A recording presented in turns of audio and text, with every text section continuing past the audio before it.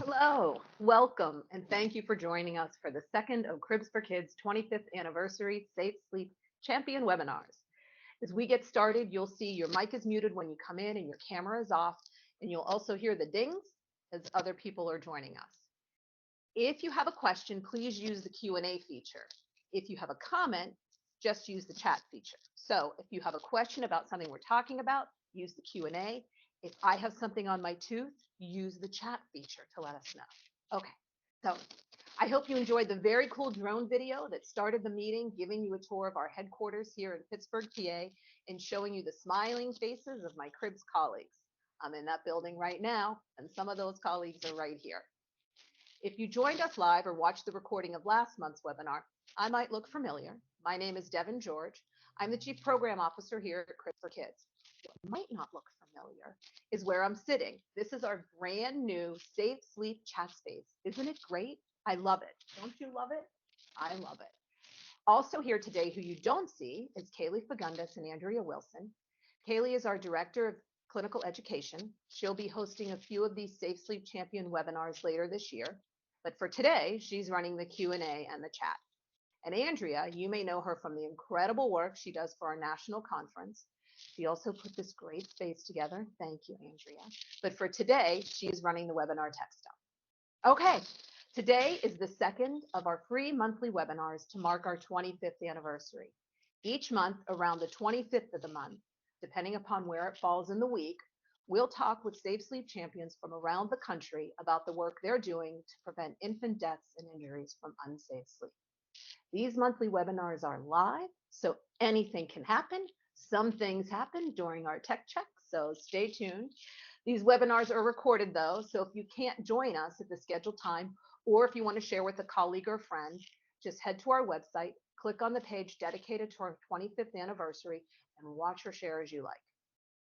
So last month in February, we talked with Safe Sleep champion Dr. Mike Goodstein. We also debuted our new educational song, Just Baby, a Safe Sleep Lullaby. Both the webinar recording and the lullaby are available on our 25th anniversary page of our website. Did you love the lullaby? I love the lullaby. The space and the lullaby, a lot to love. So this month, we are talking with Safe Sleep champion Lori Winkler. After we talk with Lori, she's going to show us some pictures of babies sleeping, asking us to decide if the photo shows safe or unsafe sleep. It's a fun exercise. I saw her present it at a Missouri statewide meeting, which is why she's here to do it for all of us today. After that, I'll share our newest education resources that reflect the 2022 recommendations. You can see Sasha's hanging on to them right here for us. So let's get to it. Lori Winkler works at SSM Health Cardinal Glennon Children's Hospital in St. Louis, where she serves as both the Injury Prevention Nurse Coordinator and Safe Kids St. Louis Coalition Coordinator. She's also the chairperson of SM Health. That's a lot for me to say. Safe Sleep and SSM Health are things I'm going to screw up all through this. So Lori is also the chairperson of SSM Health Safe Sleep Champion Committee, overseeing work in Missouri, Illinois, Oklahoma, and Wisconsin. For more than 40 years, Lori has worked in emergency medicine, both as a paramedic and an emergency department nurse. She's a certified trauma nurse specialist and a certified pediatric emergency nurse. She is definitely a person you want living on your street. Lori has presented nationally on pediatric injury prevention, including Safe Infant Sleep at Cribs for Kids and Safe Kids Worldwide conferences. Lori's work is award-winning, earning St. Louis Magazine's Nursing Excellence Award, Cardinal Glennon's Community Nurse of the Year Award, and earlier this month, Cribs for Kids recognized Lori at our annual Women of Achievement event. Lori received our National Women of Achievement Making a Difference Award. Lori was also an early adopter of using our Safe Sleep Sammy and Safe Sleep Sasha, who you see here, using them as education tools. We're going to talk about you guys too. Okay, so here we go. Hi, Lori. Thank you. Good morning, Devin. Thank you for having me. Well, thanks for carving out more time for us and for everybody on the call and who'll be watching later.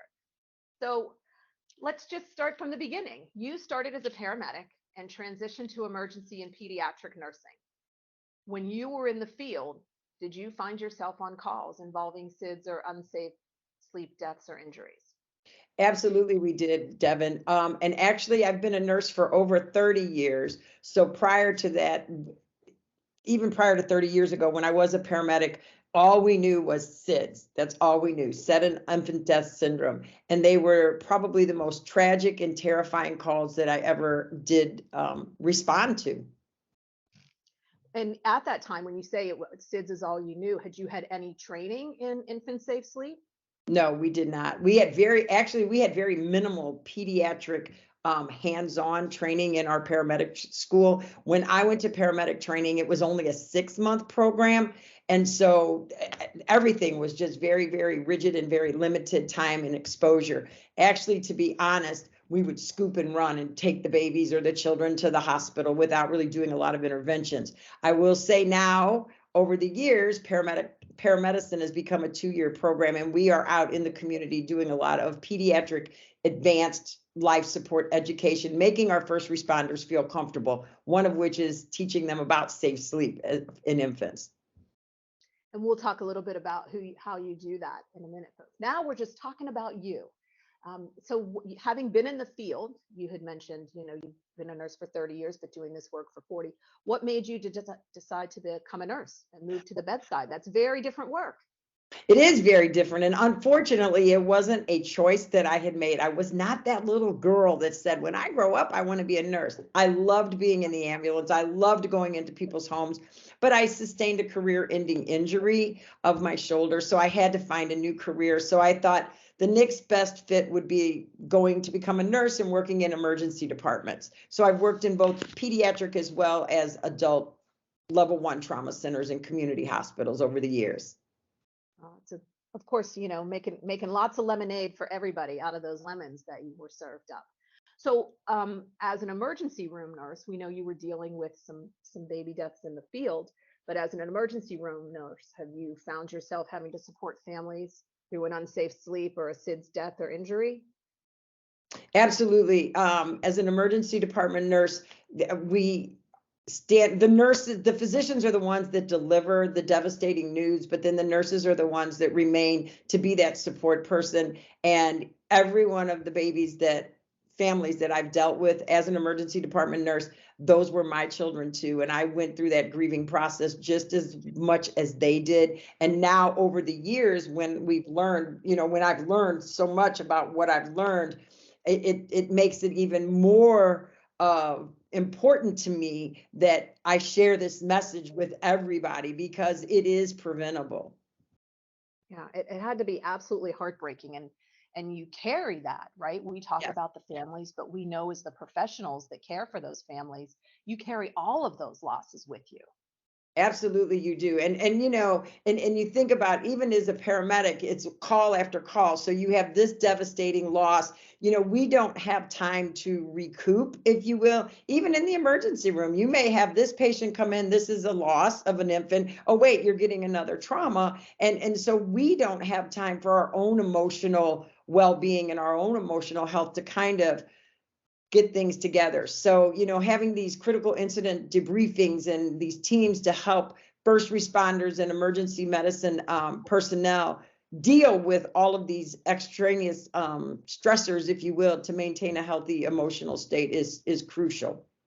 Yeah, and I have to imagine, knowing that so many of these infant deaths related to unsafe sleep are preventable. So that has to be even more frustrating. And how can you do that? So you very much in awe of how you've taken that I into feel your as though it's a career. failure, if you will, when it's like, why didn't I get to them? I take it very personal, why I take every one of our families as very personal. And I do lose sleep at night sometimes trying to figure out what is the problem. What are these barriers? How can I fix it? Because as healthcare providers, that's what we're here for, is to fix everything and make everything wonderful. Right. What did I miss? What are we not getting to? Which we'll talk a little bit about too. So that experience, first you were a first responder and a paramedic, and then you were an ED trauma nurse and a peds nurse. So then how did you transition into injury prevention and community nursing? Again, very different. I mean, lots of the same elements, but another pretty significant transition.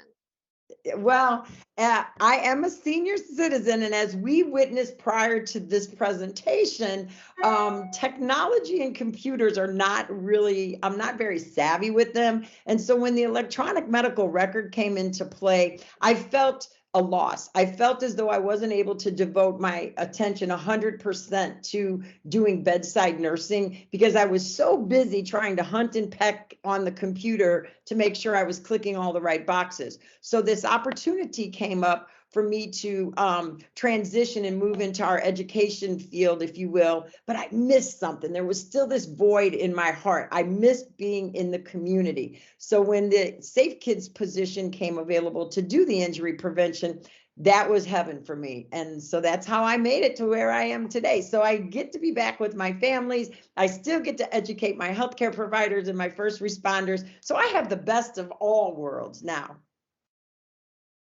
That is, and it's a good world for us then too. So thank you. So when you talked a little bit about how you would have to support the families in the emergency room as they suffer that tremendous loss, and that helps us understand how that informs your commitment to the safe sleep education career that you have. How did your time as a paramedic inform your approach to your community nursing that you do now? So as a paramedic, again, I was in the community. I was going into our families' homes. They were not coming into a controlled setting as we have in the emergency department. So it allowed me the opportunity, number one, a couple of things. Can you hear me now? I'm sorry. Yeah, is somebody saying they can't hear you? No, all of a sudden my screen just went. There we go. Can you hear See, me now? it's live. We told you it was Okay, live. sorry. Here is your Again, evident as to why I left the emergency room, the clinical area. But as I was saying before I was rudely interrupted here, it allowed me the opportunity by going into our families' homes, into their living environment, to be able to assess, what are their needs, because we know that not every call to 911 is an emergent, life-threatening call. And so a lot of times people would call 911 just for a question or maybe a little bit of assistance. And so it allowed us not only the opportunity to assess what resources they had or were lacking, but it also allowed us the opportunity to develop relationships within the community, but also to provide education to hopefully prevent, tragic things from happening. So when you do have that opportunity to be in a family's home, it helps you to see some of the challenges that they may not even feel comfortable reporting in an emergency room visit. So are there things that you learned about different people or families and how they live when you were in those homes? I think we talked a little bit about some resources that they might or might not have and those challenges. Absolutely. There are many, many resources. There are many, many challenges that a lot of our clients and our families face in our communities. We have a very large population, being from a metropolitan area where there may be single families. There's only one adult in the home. There's a lack of family support. There's a lack of finances. My goal and what I tell people is that if I am providing you education, and yet I'm not able to assist you with providing you the resources, really I'm setting you up for failure. I want absolutely never, ever, ever should a parent have to decide, do I buy a car seat or a pack and play, or do I feed my family? That should never, ever, ever be an option or a question that they have to make that decision. So a lot of hard work trying to get resources and get stakeholders, on board to help me share in that mission is how I do it. But absolutely, there are so many things, a lot of multi-generational living. We have a large population of our immigrants. So those cultural practices, how do we make them and educate them, maintain their cultural beliefs and practices, but do it safely by what the recommendations are? When we talk about car seats, because one of my coworkers, she does our car seat installation, she gets a little bit aggravated sometimes because some of our immigrant population, they may come to get their car seats and they have 5 kids in the car and none of them are in car seats. But what she doesn't understand or think about is they didn't have a car where they came from. So really trying to make sure that we're educating and doing it, respectfully, and maintaining those cultural beliefs is key, but yet emphasizing that the two can work. So there are many, many challenges. Yeah, for sure. But what a great experience you have that gives you such a valuable point of view from being in all of those different roles in this. So we're lucky to have you here. I do want to mention Safe Sleep Sammy and Sasha. This is Sasha right here. Look how sweet. We'll talk a bit about them again later. We originally designed this toy kit, which has our cribette and has education, wearable blanket, and a onesie and a pacifier, all of that included in the toy kit. We originally designed this as a sibling gift, to try and change the culture around infant safe sleep, so that the kiddos will be doing what their parents are doing, or be reminding their parents what they should be doing because they have the toy kit. So that was our intent when we released it. But you were one of the first, if not the first, to tell us, hey, you guys, this is a great community education tool. Teaching classes, you have less to lug around. We've heard from another hospital they use it bedside when there's a language barrier. So tell us a little bit how you use them as tools and how the families have received them for that. Well, our families love them. And yes, Sammy and Sasha are my grandchildren. I actually let my son and daughter-in-law, I put Sammy and Sasha on the couch when they come over to visit, just to give them that little hint that, hey, you too can give me a grandchild as well. Right. But anyway, how I use them is I trained over 1,000 first responders in person. So lugging a pack and play to all of those classes, because as I said earlier, I am a senior citizen. It does take a toll on your body, but having that set up, showing them how to set up the pack and play, showing them what a safe sleep environment looks like. And I leave it set up throughout the whole class while I'm doing the presentation. And so I'm able to refer back to say, so this is why we do it this way. And then I give them the medical rationale and reasoning as to why. The other thing is we participate at probably close to 200 to 300 community events every year. And that sits on our table. I have every risk area, education, and available and I can speak on all of the injury prevention risk areas, but either Sammy or Sasha will go with me on a field trip, and they are sleeping safely in their pack and play as we're able to communicate verbally as I'm doing that education, and not saying, don't do this, don't do that, showing them, demonstrating. And a lot of times, I'm just going to tell you a secret. Grandmas come to these community events. They don't want to come to the classes, but they'll come to the community events. And that's when I latch on to those grandmas and say, Grandma, what's wrong with this baby with this blanket on, etc. So they've been very, very, very well received. As a matter of fact, one of our main St. Louis City Metropolitan Police Department, I did an event with them. They loved baby Sasha, so they too have a baby Sasha now in their child abuse and juvenile unit. So when they walk in, they have a big safe sleep display with baby Sasha, so that when people are coming in, it could be for domestic violence, child abuse, just juvenile, whatever they're questioning families about and speaking with families, they're seeing that education piece right there and seeing those resources available. Yeah, it's brilliant. Thanks for sharing that.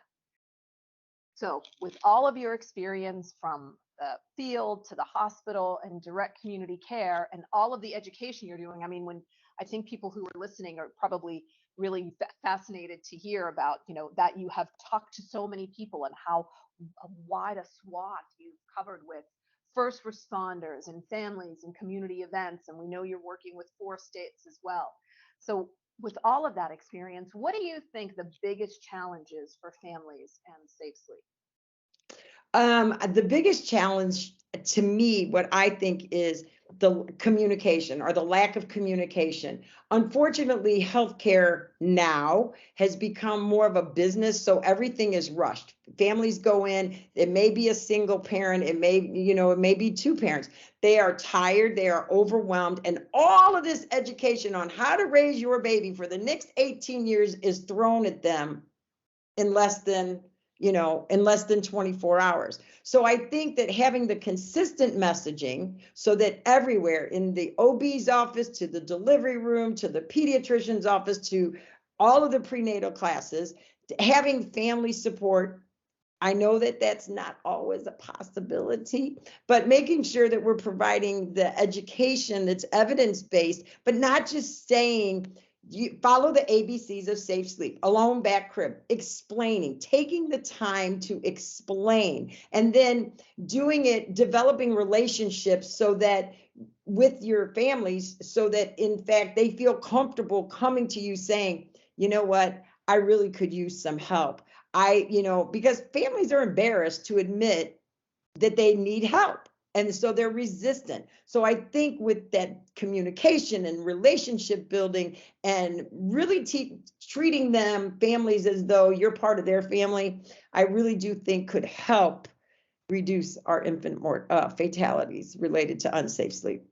Yeah, you talk about that limited time in the hospital when they're sending you home with this lovely creature that you're responsible for, even though maybe they had burned their dinner 2 nights before. How am I going to do this? And I know that as nurses, we really rely on the families directing that conversation, telling us what information they need. And I got to tell you, right, you're much more worried about taking care of the circumcision and the umbilical cord and breastfeeding. And the last thing the bath. Oh my gosh. It was like a Broadway production, those first baths with our babies, that the last thing you're worried about is sleep, because you're like, I got that covered. I know how that works. I know I'm not going to get much.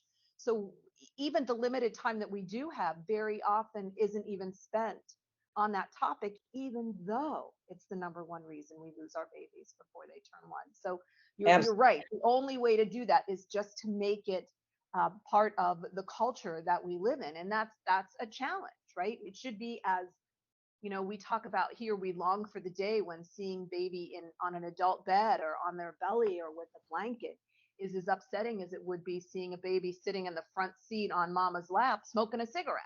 Mm-hmm. So and so that kind of gets us into the next piece that we're going to talk about, and that all comes from images that we see. We don't see I'm not going to go to a hospital website and see a picture of a kid riding a bike without a helmet, right? I'm not going to go to an influencer's page and see, again, mama holding that baby in the front seat and not in a car seat. but I do go to those pages and see unsafe sleep images. So that is a challenge bringing that in. So one of the things we're going to do next is talk about images. So one thing we can get everybody involved in here is being sure that our safe sleep advocates who are joining us know what safe sleep looks like. So Lori has brought with us 15 photos of sleeping cuties. Even if they're unsafe, they are still adorable. Yes, To they share are. with us a quiz, aren't they, on your safe sleep knowledge.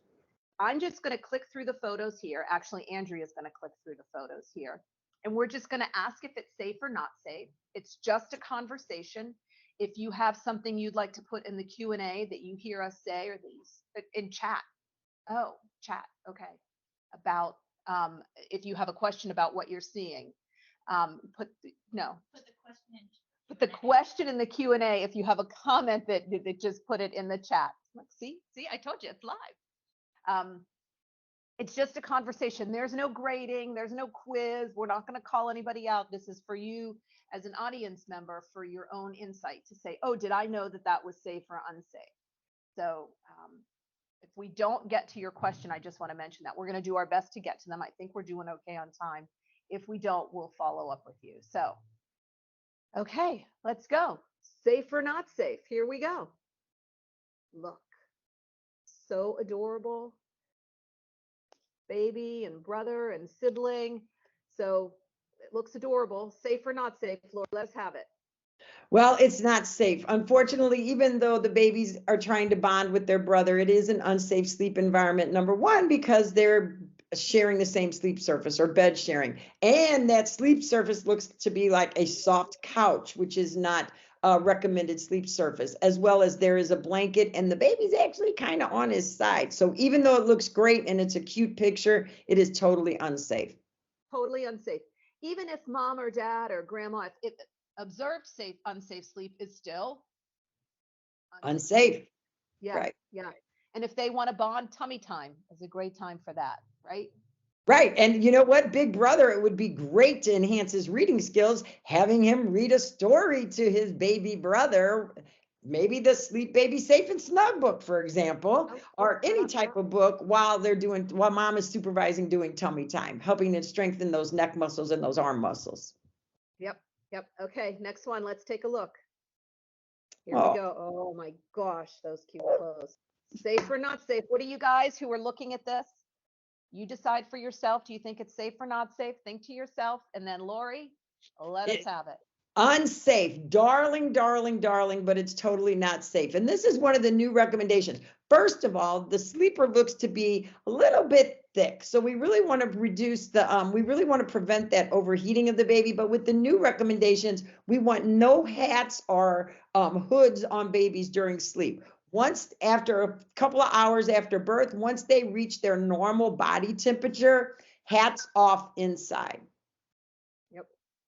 We actually, in our Safe Sleep Ambassador, had a photo of a baby who was obviously in a hospital room being held by mama wearing a hat. And we had one of our hospitals say, hey, this is kind of confusing for us. It's clearly after the first few hours. And we're like, okay, you're right. We'll take it out. So yeah, it is after the first few hours of life, no hats indoors. So that's a tough one. We know some hospitals are struggling with that.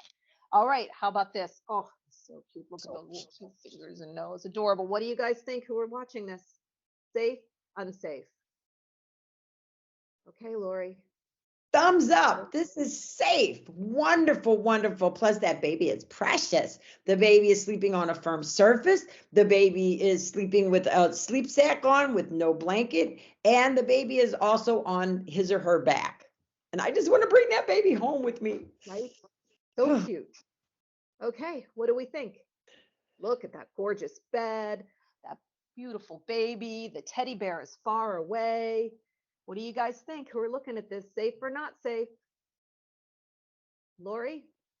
Unfortunately, even though the positive here is that the teddy bear is far away from the sleeping surface, which I really commend them for doing that, but unfortunately, this sleep environment is unsafe. Number one, the baby, well, also the baby's on their back, which is a positive, but the baby is covered in a blanket. There are bumper pads, what appear to be bumper pads around that little bassinet, which is no longer the recommendation. And I'm not real, even though it's cute, I'm really not too excited about that canopy that's hanging over the baby's bed. Because in the event that, I don't know, a dog, a person, just lack of, anything could bump into it or pull it down. And then unfortunately it would cover the baby's nose and they would not be able to breathe. So no blankets in the bed, no bumper pads, alone on their back until the age of 1 year. Yep. Okay. We have another one. Oh, sweet siblings. Look at those sweetie twins. You guys looking at it. What do you think? Is it safe or unsafe? Lori? Unfortunately, it is unsafe. They are precious. Trust me, they are precious. And I've heard parents tell me, that the doctors say they have to sleep together in order for them to bond.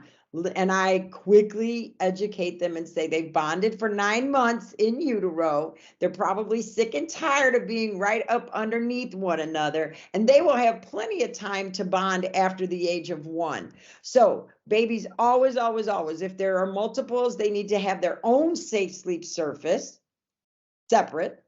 It also, there's blankets in the bed, and right behind, up above their head, it looks like that's a pillow or something. Plus the one baby in the blue shirt is kind of laying on their side or on their belly. So totally, totally unsafe. Yeah, not at all safe. Okay, we have another one. Let's take a look. Oh, I want this baby to come home with me too. I want them all. I know. All right, so you guys, what do you think? Safe or not safe? Lori? Thumbs up. Wonderful, perfect, safe sleep environment. The baby is sleeping on his back. There is a fitted crib sheet on that firm mattress, and the baby has on a long sleeve sleeper, so there's no blanket. So obviously the temperature in the room must be comfortable for the baby to sleep. Let's just say it might be a little chilly in there. Instead of a blanket, mom, dad, grandma, whoever is caring for the baby could put a sleep sack on top of that sleeper, but perfect picture. Yep, perfect. That's a keeper. All right, how about this one? You guys, we're watching. What do you think? Safe, unsafe? We know they're adorable, but are they safe? Lori? Thumbs up. Absolutely. Actually, it appears to me as though this baby might be living in a little cooler environment, because it looks as though that sleep sack that they have on is a little heavier weight, as is that sleeper. Also, the baby is on a firm sleep surface. They're alone. And the other thing is the baby has a pacifier. And so we do know that it is recommended the use of a pacifier to reduce the risk of sleep-related deaths, because it is a protective factor. I think my opinion is it keeps that brain saying, hey, baby, suck, suck, suck. And while you're sucking, go ahead and take a breath as well. So perfectly safe sleep environment. Great. Next. Oh. All right. Well, Lori's gasp may have given this one away. I'm sorry. It makes me gasp every time. If you don't gasp at that, you're just not a gasper, right? So yes. So safe or not safe, you have a clue. So let us have it. Totally not safe. This baby is sleeping not on a firm sleep surface. That swing or that makeshift bassinet is way too soft. It appears to me as though it's slightly inclined. We want babies to sleep on a firm, flat surface on their back. Yeah, when I look at that, I'm like, is this baby part of a circus family? I mean, I know we talked that, it's probably some kind of insert when you don't have a bassinet to make baby more, you can get to baby easier. But, if something doesn't come with the sleep space, don't add it to it, right? Right. Follow the manufacturer's recommendations. And the other thing, Devin, that we spoke about, because a lot of parents feel that it's a comfort, it's not comfortable for the baby to sleep on a firm surface. But Devin, share with the group what you shared with me about how, they're all balled up, but sometimes. Right. they're all balled up, all curled up in our bellies for so long. And so how uncomfortable could it be? And I got to tell you, I don't know if the people who are joining us today or watching the recorded version, I could pretty much through college sleep on the floor and wake up and be like, I feel great. So baby isn't uncomfortable. They're not comfortable. They're tired and they should rest, and they should only rest on that firm sleep surface. So we do hear about families adding blankets to put baby on, or putting an additional mattress in there. That's a no-go. Are So those anything mattress you're toppers? adding, The yeah, mattress toppers, no go.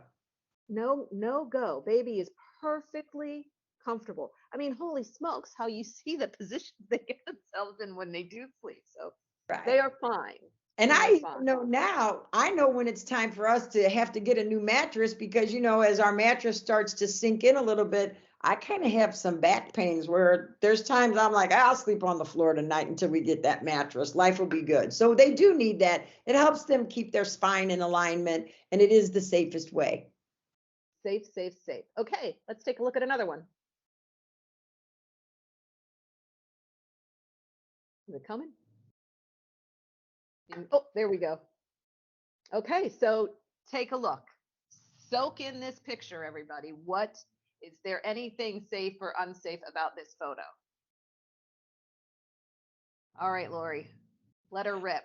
All right, so let's start with what's safe. What's safe is the babies have a sleep sack on instead of a blanket, and the babies are on their back. However, what's totally unsafe is that they're sharing a sleep surface with one another.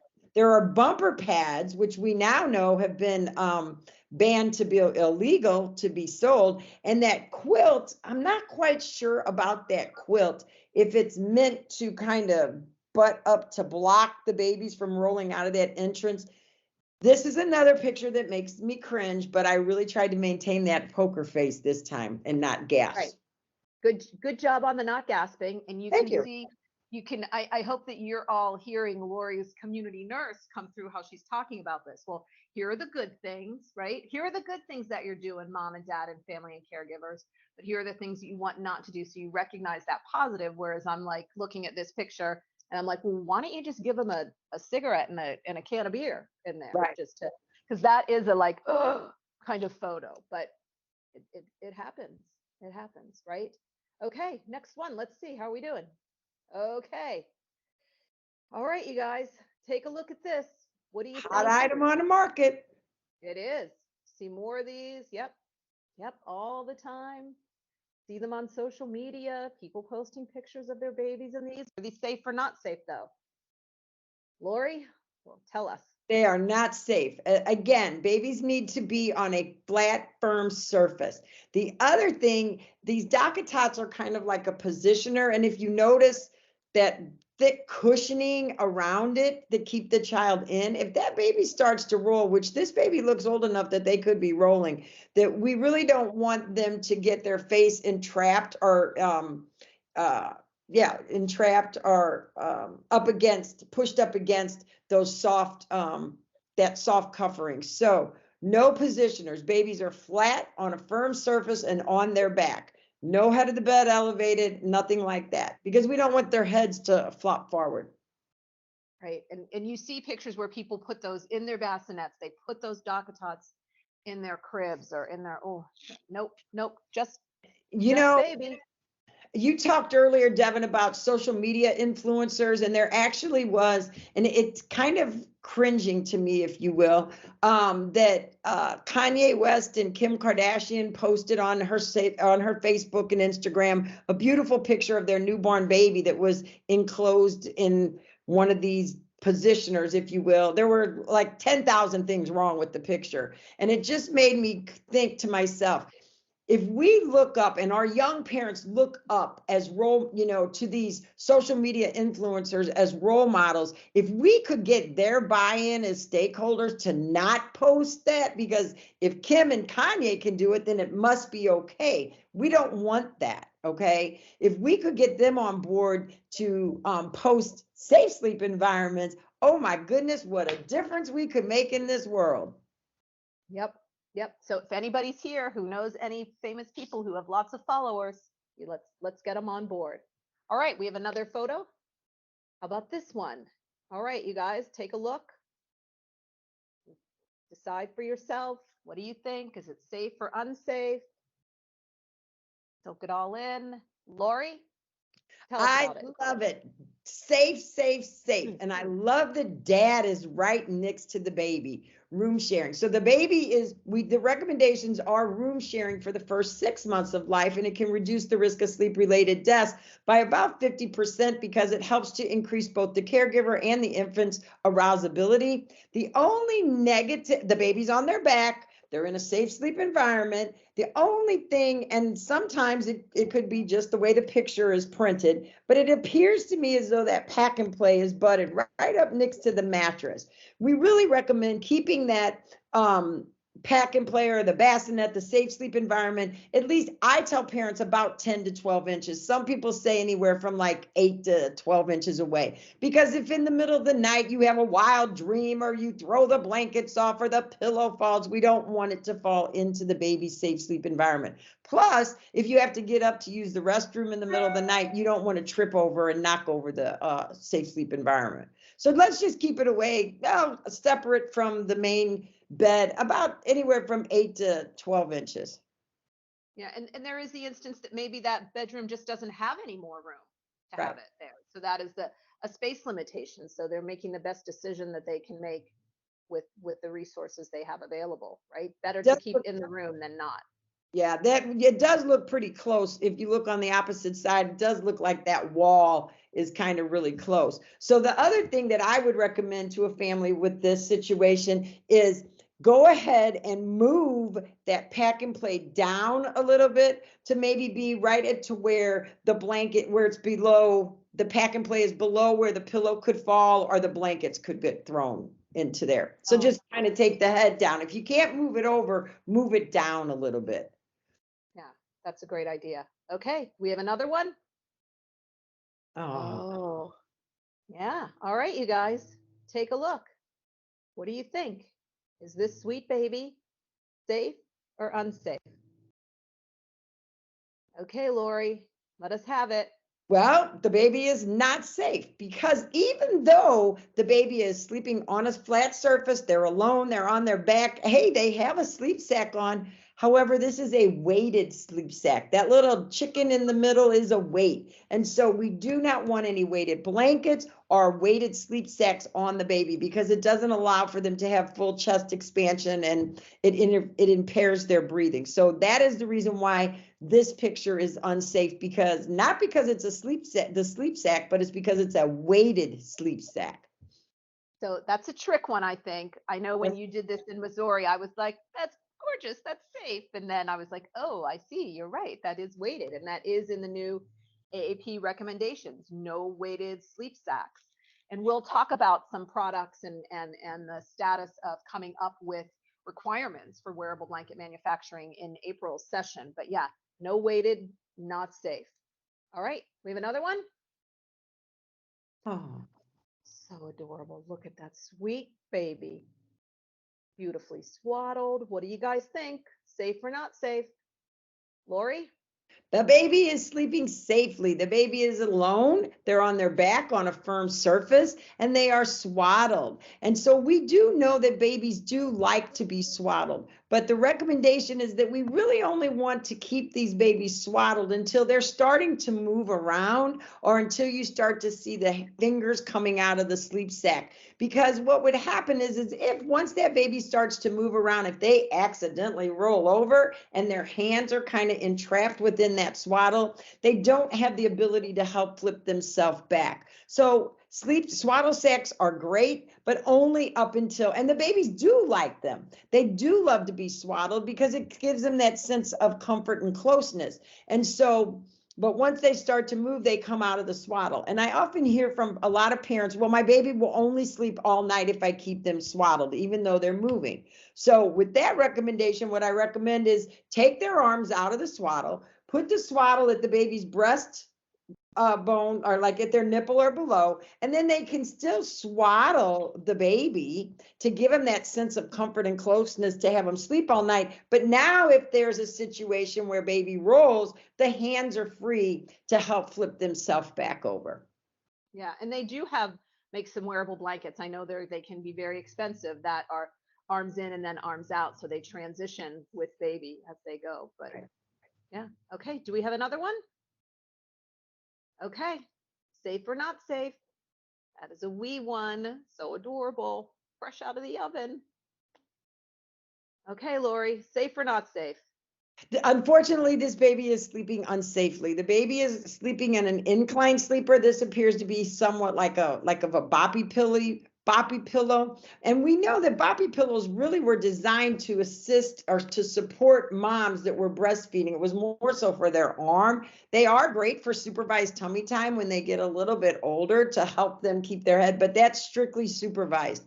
But we don't want babies to sleep in any type of inclined sleeper. No car seats, no swings, no boppy pillows, no bouncy seats, because they have those big heads, and when they fall asleep and their head goes forward, think about kinking a straw. I always take a straw with me to every class. It's a red straw so that it's visible, but so that reminds them, or that replicates what a baby's windpipe is like. So they don't have any necks. When their head goes forward, it would be as though that straw just were to kink off. We wouldn't hear any air, any noise, like if you or I were to fall asleep, because we've got that distance. We would kind of hear that gurgly, snory sound. But with babies not having necks, their heads go forward and there's no air going in and you don't even know it. So they need to be flat on their back and alone and a firm surface. Yep. And do we have another one? Oh, she's so gorgeous. Look how gorgeous that baby is. So you guys are looking at it. What are you thinking? Safe or not safe? Lori? Unfortunately, she's not safe. And I know we talked earlier about really trying to maintain being culturally sensitive and understanding different cultures. But this could be a barrier, because this is where that extra education is going to need to come into play. Because again, with the new recommendations, no head coverings or hats once the baby is inside sleeping after they've reached their normal body temperature. So outside is a whole different story. That just looks kind of like a scarf type or thing that's been knotted up. If that were to come undone, it would be just as though there were a blanket covering that baby's nose. Plus, that appears to be a blanket or a comforter or something that the baby's sleeping on, and it looks kind of soft. So, Yeah. Okay. I and think we have one blanket more. on the baby at the bottom of the picture. I don't know if you saw that or not, but the baby's got a blanket covering them up. Oh, yep. I see it there now. A And it's kind beautiful of far away picture. from me. So Yeah, beautiful. but it's not. One more. Oh, sorry. Last one. Okay. This is it. Last one. How have you guys been doing? Is this baby safe or not safe? Okay, Lori. Kind of safe on a couple of things, but primarily it's an unsafe sleep environment. The baby is on a firm surface. They're on their back. They have the pacifier, all safe. What makes it unsafe is there's a big throw pillow in the back of the crib. There's a blanket, and there's that stuffed teddy bear that grandma bought. So that baby knows grandma bought them their first teddy bear, and grandma will always be with them. Well, that's great. Grandma can do that, but it cannot be in the crib. It needs to be, as we saw on that previous picture, in the same room, but not in the same sleeping environment. Okay, that was great. I hope you guys enjoyed that. I love that. It is tough to find safe sleep photos. If you put infant safe sleep and you go in a photo search, you're going to get all kinds of terrifying things like we saw here. I do want to make sure everybody knows that Cribs for Kids does have an album of safe sleep photos that you can use for free. It is on our website, so you are welcome to use that. If it's on our website and you can get to it, you can use it. So, all right, Lori, thank you so much. You have given Cribs for Kids so much of your time lately. I'm actually coming here in Pittsburgh earlier this month for Women of Achievement, and then today. Thank you so much. I really appreciate you doing this. I know you probably have 17 trainings to get to today, but you're going to stay with us as we go off, show off some of our new stuff, right?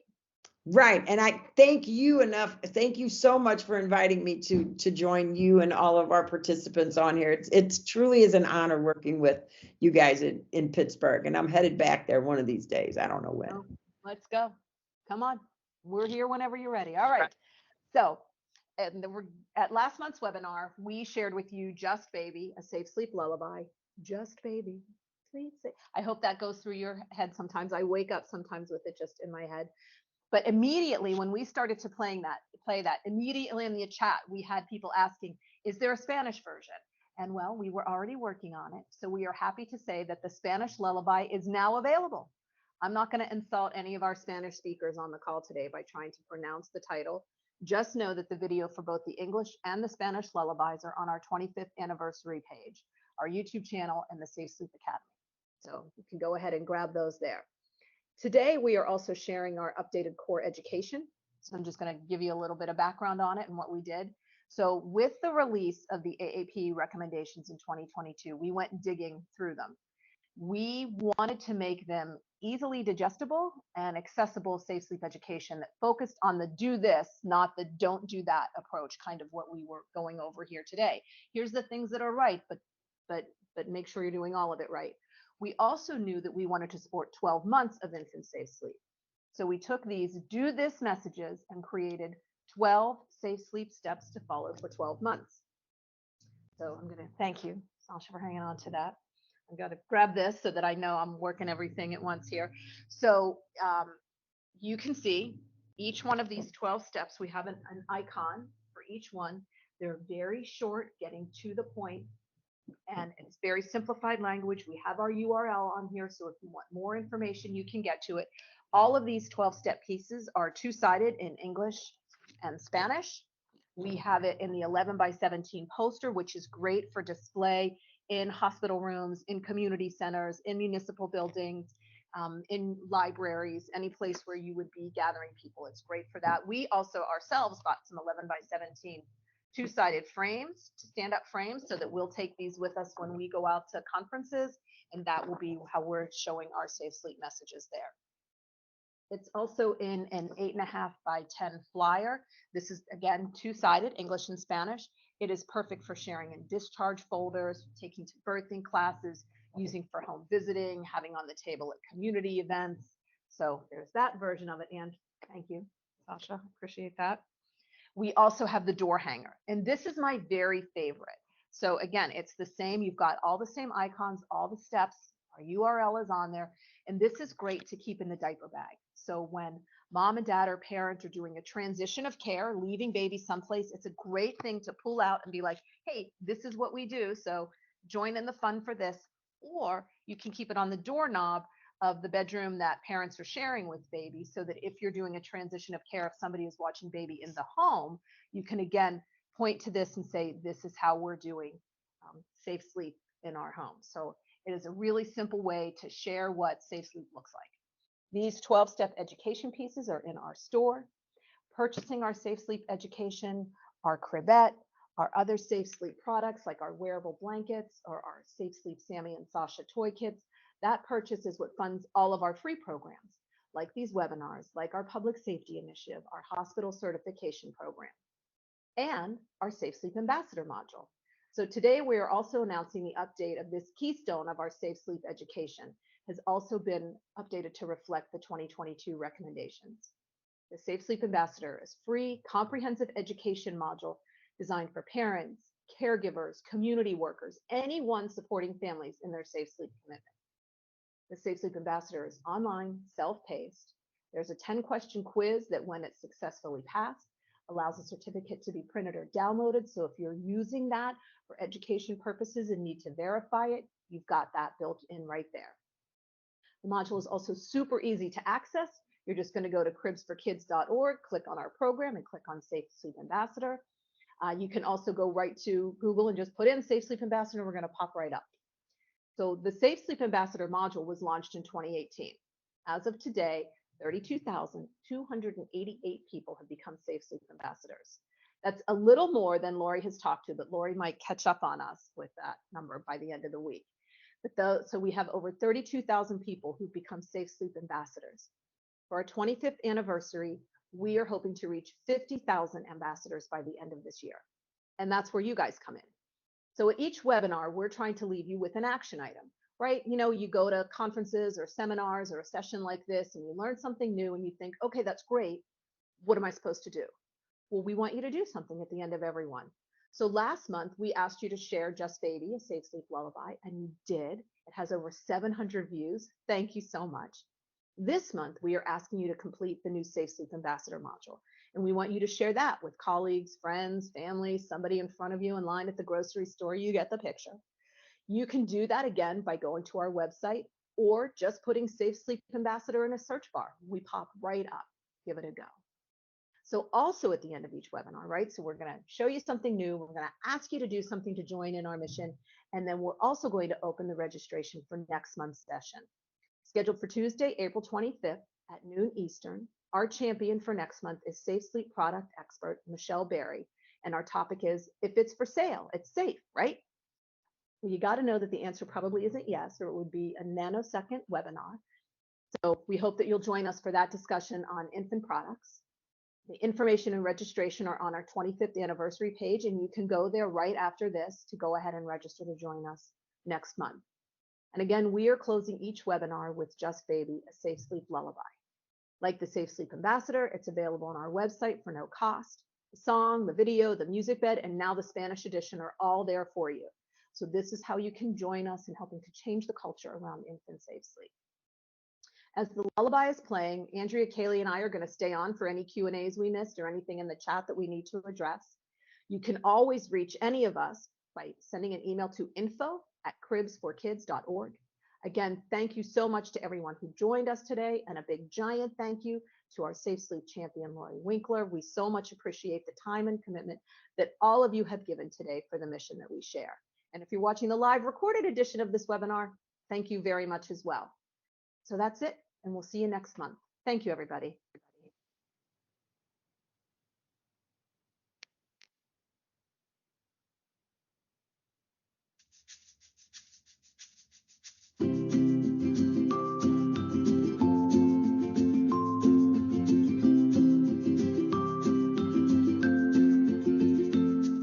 Sleepy baby, sleeping safely in a little crib.